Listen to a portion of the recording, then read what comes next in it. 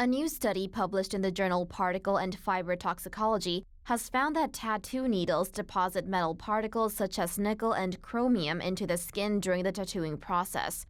According to a news release by the European Synchrotron Radiation Facility, these particles are then transported from the tattoo site to the body's lymph nodes, where their sizes ranged from 50 nanometers to 2 micrometers.